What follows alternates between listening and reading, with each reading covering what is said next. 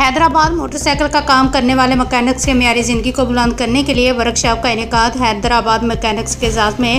Parts بنانے والی company کا عذرانہ تحائف بھی تقسیم کیے گئے۔ حیدرآباد میں آلٹو پارٹس بنانے والی کمپنی کی جانب سے مکینکس کو معیاری زندگی کو بلند کرنے کے لیے مقامی بینکویٹ میں ایک روزہ ورکشاپ کا انعقاد کیا گیا، جس میں آٹو انڈسٹری میں کام کرنے والے سندھ بھر سے 1,500 سے زائد افراد نے شرکت کی۔ اسی حوالے سے یہ رپورٹ دیکھتے ہیں۔ حیدرآباد میں آٹو پارٹس بنانے والی کمپنی کی جانب سے مکینکس کے معیار زندگی کو بلند کرنے کے لیے مقامی بینکویٹ میں ایک روزہ ورکشاپ کا انعقاد کیا گیا، جس میں آٹو انڈسٹری سے کام کرنے والے سندھ بھر سے 1,500 سے زائد افراد نے شرکت کی۔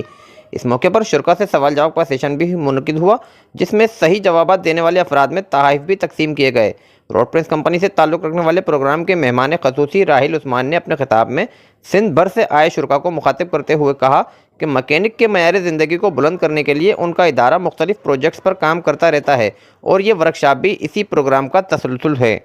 تو ہم نے یہ سارا آج کا جو ایونٹ ہے سارے مزدور طبقے کے لیے رکھا ہے، جو میکینک بھائی ہیں ان کے لیے یہ پورا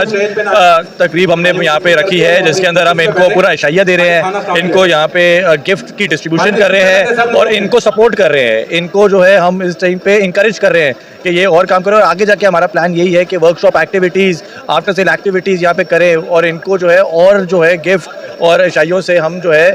نوازیں اس چیز کے اوپر۔ تو یہ ایونٹ بہت سکسیس تھا، جس کے اندر ہمارے اچھے خاصے یہ میکینک بھائی مزدور بھائی سارے آئے اور ان نے یہاں پہ ہمیں ایونٹ کو 4 چاند لگائے۔